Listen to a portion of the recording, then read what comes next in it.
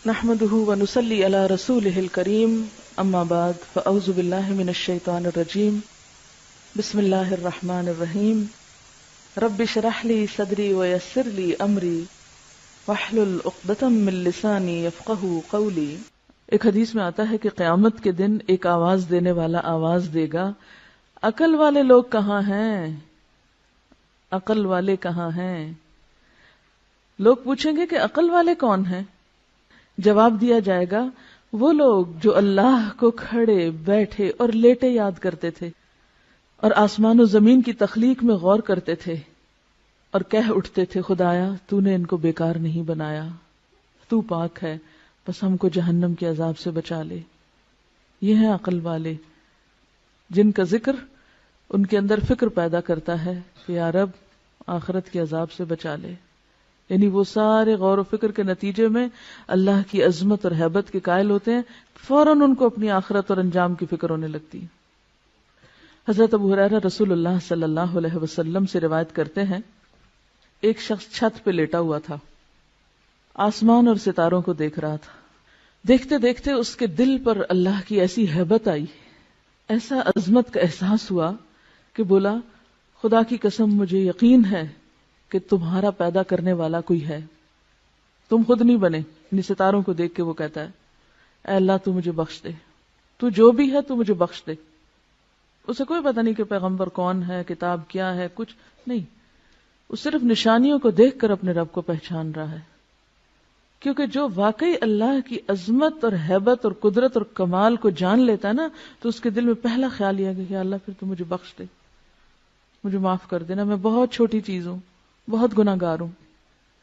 جب کوئی اللہ کی قدرتوں کو دیکھتا ہے تو اس کو اپنی کوتاہیاں یاد آتی ہیں نا، اپنا آپ حقیر نظر آتا ہے، اور جو اللہ کی قدرتیں نہیں دیکھتا اس کو اپنی ہی بڑائیاں اور اپنے ہی آرٹ اور اپنی ہی ذہانتیں اور اپنے ہی کمالات پھر اس کی نگاہوں میں سمائے رہتے ہیں، میں یہ بھی ہوں اور میں وہ بھی ہوں اور میں ایسا بھی ہوں اور میں ویسا بھی۔ یہ سارے تکبر نتیجہ ہے اس بات کا کہ ہم نے اپنے رب کو نہیں پایا، پھر سارا وقت دھیان اپنی ہی تعریفوں اور اپنے ہی کمالات کی طرف لگا رہتا ہے۔ تو اس میں ایک اور بات یہ بھی پتہ چلتی ہے کہ تنہائی میں یاد کرنا رب کو اور اپنے انداز میں یاد کرنا اور واقعی یاد کرنا، کسی رٹے رٹائے جملے کی شکل میں نہیں یا کسی بنے بنائے سانچے کے طریقے پر نہیں، بلکہ حقیقی معنوں میں رب کو یاد کرنا۔ اسی لیے ایک حدیث میں آتا ہے کہ جو شخص تنہائی میں اللہ کو یاد کرے وہ ایسا ہے جیسے اکیلا کفار کے مقابلے میں چل دیا ہو۔ جو شخص تنہائی میں رب کو یاد کرے وہ ایسا ہے جیسے اکیلے ہی یعنی دشمنوں سے لڑنے کے لیے چل پڑا ہو، یعنی اس کا مقام اجر و ثواب کے اعتبار سے اتنا بڑا ہے۔ ایک اور حدیث میں آتا ہے 7 آدمی وہ ہیں جن کو اللہ تعالی قیامت کے دن اپنے عرش کے سائے میں جگہ دے گا، جس دن اس کے سائے کے سوا کوئی سایہ نہ ہوگا، کوئی سایہ نہ ہوگا۔ اور ان میں سے ایک شخص کون ہوگا؟ جو تنہائی میں اللہ کو یاد کرے اور اس کی آنکھوں سے آنسو بہ پڑے، کوئی نہیں ہے اس کے پاس، اکیلا ہے، وہ اپنے رب کو اس طرح پہچانتا ہے، اپنے رب سے اتنا قریب محسوس کرتا ہے کہ اپنی کوتاہیوں پہ نظر پڑتے ہی رو پڑتا ہے، یا اللہ میں گناہ گار ہوں، پاک تو صرف تو ہے، ہر عیب اور ہر خطا اور ہر کمزوری سے پاک صرف تیری ذات ہے، مجھ میں تو بہت غلطیاں ہیں، تو مجھے معاف کر دے۔ اسی لیے ایک اور حدیث میں آتا ہے، حضرت عائشہ رضی اللہ تعالی عنہا فرماتی ہیں نبی صلی اللہ علیہ وسلم نے فرمایا اللہ کی وہ مخفی یاد جس کو فرشتے بھی نہ سن سکیں، یعنی اتنی گہرائی میں اللہ کی یاد اور اللہ کی طلب کہ جس کو فرشتے بھی نہ سن سکیں، اس کا ثواب 70 درجہ زیادہ ہے۔ ٹھیک ہے زبان سے بھی ذکر کرنا چاہیے، بلند آواز سے بھی کرنا چاہیے، لیکن تنہائی میں جب کوئی نہ ہو، صرف آپ ہوں اور آپ کا رب ہو، اور واقعی پھر دل کے پورے تاثر کے ساتھ یاد کر کے روئیں، وہ چیز ہر ریاکاری سے پاک ہوتی ہے، ہر دکھاوے سے، کیونکہ اس میں آپ دیکھیں آپ اتنے قریب ہیں نا، آپ دل ہی دل میں سرگوشیاں کر رہے ہیں اپنے رب سے۔ عموماً آپ نے دیکھا ہوگا بچہ دوڑا آتا ہے آ کے ماں کے کان میں بات کرتا ہے، بہن بھائیوں کو بھی نہیں بتانا چاہتا، باپ کو بھی نہیں بتانا چاہتا، کبھی آپ نے دیکھا ہوگا چھوٹے بچوں کو صرف ماں کے کان میں. اب بھی کبھی میری بیٹے سے چھوٹے سے بات ہو نا تو وہ فون پر بھی سرگوشی شروع کر دیتا ہے. مجھے اتنا پیار آتا ہے نا کہ کچھ چیزیں ہوتی ہیں وہ صرف ماں سے شیئر کی جاتی ہیں. تو اللہ تو 70 ماؤں سے بڑھ کے پیار کرنے والا ہے. ہم کیوں نہیں اس سے سرگوشیاں کرتے؟ کیونکہ سرگوشی انسان کس سے کرتا ہے؟ جس سے سب سے زیادہ محبت ہوتی. دل چاہتا ہے نا انسان اس کی کان میں آہستہ آہستہ باتیں کرے جو کسی کو پتہ نہ چلے. تو جنہیں اللہ سے شدید محبت ہوتی ہے وہ اللہ سے بھی اسی طرح چپکے چپکے دل میں بھی پکارتے ہیں اس کو اور سرگوشیاں کرتے رہتے ہیں. اور پھر جب وہ ڈوبتے ہیں اندر تو واقعی ان کے منہ سے ایسے کلمات والہانہ انداز میں نکل جاتے ہیں کہ جس میں اللہ کی بے پناہ حمد ہو. عبادہ بن صامت نے آپ سے روایت کیا ہے رسول اللہ صلی اللہ علیہ وسلم سے کہ بہترین ذکر خاموش ذکر ہے، یعنی جس میں اللہ کی یاد ہے اور غور و فکر بھی اللہ کی تخلیق پر ہو رہا ہے. اور بہترین رزق وہ ہے جو کافی ہو، کفایت کرے. ایک حدیث کے مطابق آپ نے فرمایا اللہ کو ذکر خامل سے یاد کیا کرو. پوچھا کہ ذکر خامل کیا ہے؟ فرمایا مخفی یاد، ایسی یاد جو سب سے چھپی ہوئی ہے. اور اسی کے بارے میں فرمایا جو ایسا کرے گا اس کے گناہ معاف ہو جائیں گے خواہ وہ سمندر کی جھاگ برابر ہی کیوں نہ ہو. تو یہ جو صحابی کے منہ سے الفاظ نکلے تھے یہ کوئی معمولی الفاظ نہیں تھے، انتہائی محبت بھرے اور اللہ کی شدید محبت میں ڈوبے ہوئے الفاظ ہیں. ربنا ولک الحمد حمدا کثیرا طیبا مبارکا فیہ. یعنی جیسے بس نہیں چلتا کہ اور کیا کیا کہہ ڈالے.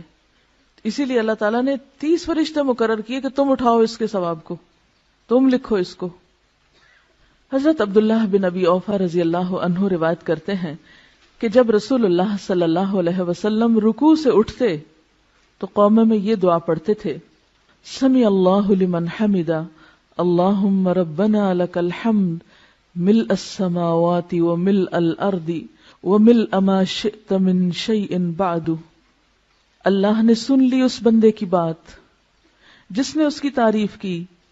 اے ہمارے اللہ، اے ہمارے رب، تیرے ہی لیے ساری تعریف ہے، آسمان و زمین اور ہر اس چیز کے بھراؤ کے برابر جو تو چاہے.